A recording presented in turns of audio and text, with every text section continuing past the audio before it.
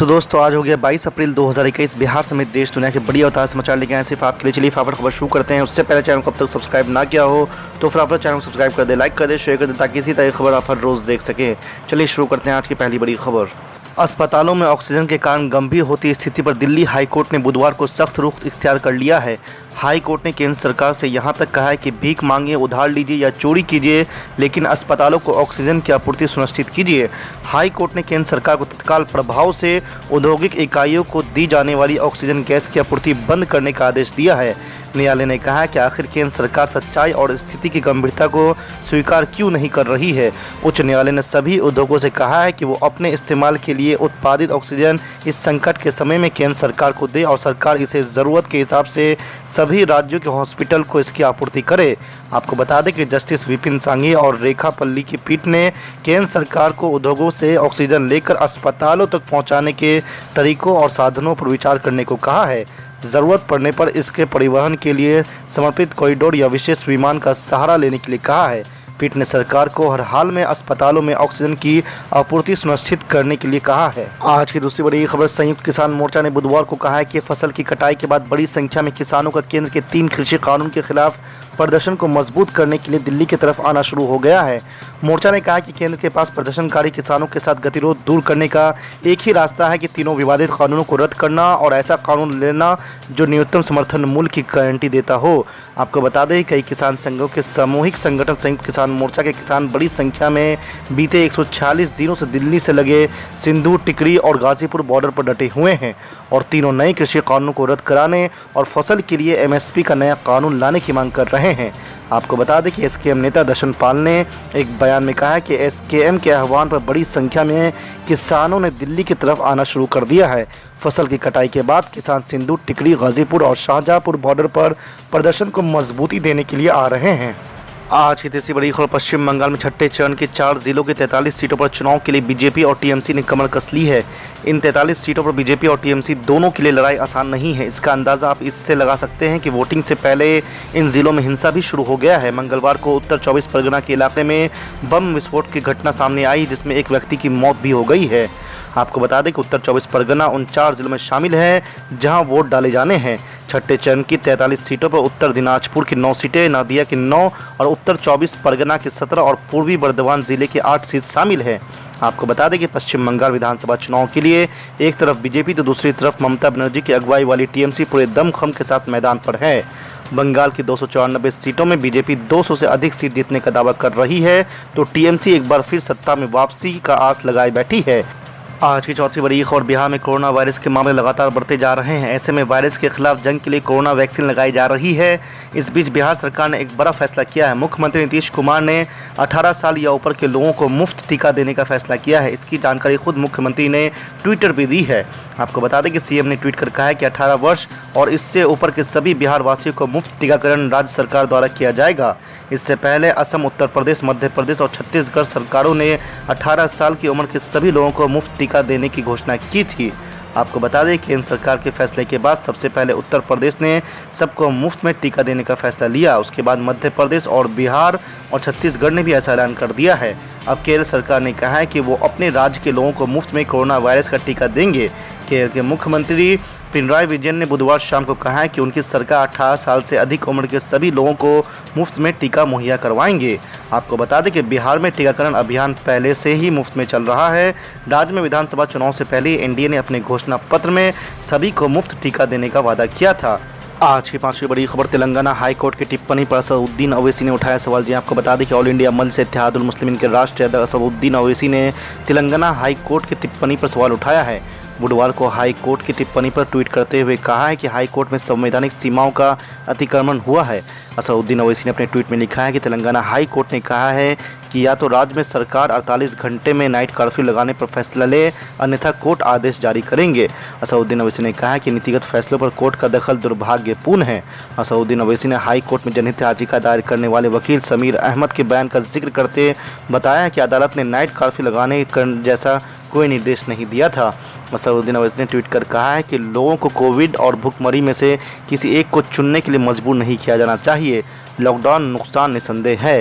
इससे पैदा होने वाले खतरे मूल्यांकन राज्य सरकार ही कर सकते हैं। असदुद्दीन ओवैसी ने तेलंगाना के मुख्यमंत्री और मुख्य सचिव को टैग करते हुए अपील की है कि नाइट कर्फ्यू रात 9 बजे के बजाय रात 10 बजे से लागू किया जाना चाहिए। घबराने की जरूरत नहीं है। हमारी जिम्मेदारी नहीं है कि हम फिरका परस्ती को हराएं। जिम्मेदारी उन लोगों की है। अगर आज 306 बीजेपी के एमपी लोकसभा में है तो क्या इसका जिम्मेदार मैं हूं? बिदर से 2 मर्तबा बीजेपी का एमपी जीत गया तो क्या इसके जिम्मेदार आप हैं? क्या आपने बीजेपी को वोट दिया था लोकसभा के इलेक्शन में?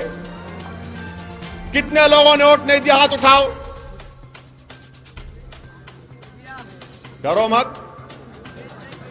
कैसा जीता उन्हें? कैसा जीता? मैं आके बोला था ख्वाब में, मैं उड़ के आया था। कैसा जीता उन्हें? सोचो आप, हंसने का नहीं है, एक पैगाम और फिक्र लेकर जाओ। कैसा जीता वो? क्यों जीता वो? इसके जिम्मेदार आप नहीं है, इसके जिम्मेदार कांग्रेस पार्टी है, इसके जिम्मेदार कुमारस्वामी की पार्टी है, वो जिम्मेदार है। तुम अपने लोगों को नहीं रोक सक रहे, अपने वोटर को।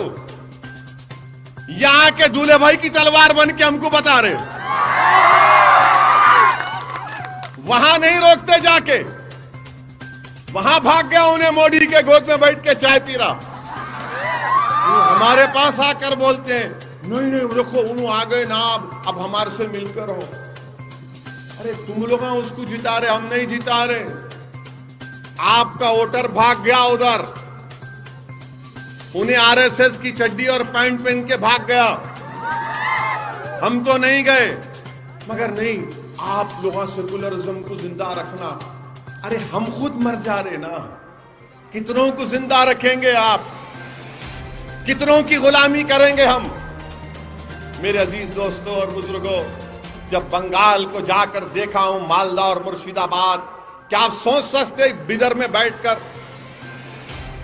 कि मुर्शिदाबाद में आर्सेनिक पानी वर्ल्ड हेल्थ काउंसिल कहती है कि 300 ppm बीपीपी होना चाहिए, वहां पर 300% ज्यादा है। आप बताइए क्या हो रहा है?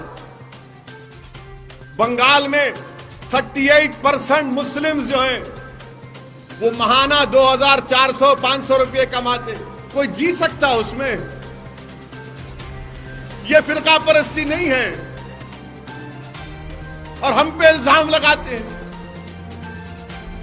11% बच्चे हायर एजुकेशन में, 27% की आबादी है।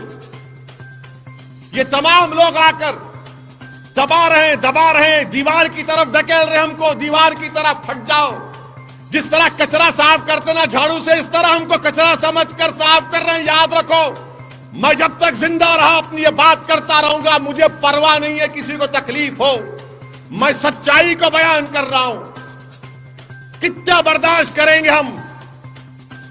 मस्जिद को शहीद कर दिए और हमसे छीन लिए, फसाद करवाए, इंसाफ नहीं किए, जालिम को इख्तियार दे दिए। अब बताइए आप, अगर अब नहीं उठेंगे तो कब उठोगे?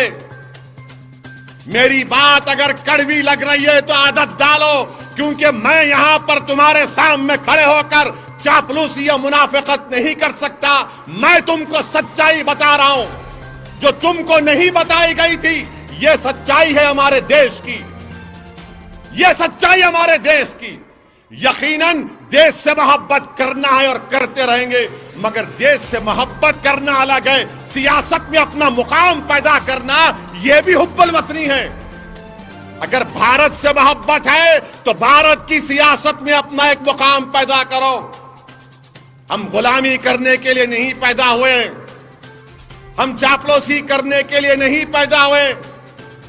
डरना डरा रहे हैं, क्यों डरेंगे? किससे डरेंगे? नहीं, बीजेपी आ गई। अरे बीजेपी आ रही तो तुम्हारी वजह से आ रही। राहुल गांधी नहीं हारे अमेठी, मैं हराया जाके। वहां से गुलबर्गा से, क्या नाम है हमारे मशहूर लीडर का, वहां के खड़गे साहब हार गए, मिर्ची से हराए उनको। अब्दुल रहीम मिर्ची लगाए जाके, हार गए उन्होंने। अब उन्होंने क्या बोल रहे कांग्रेस के लोग, नहीं कैसा दिए इलियास बागवान को,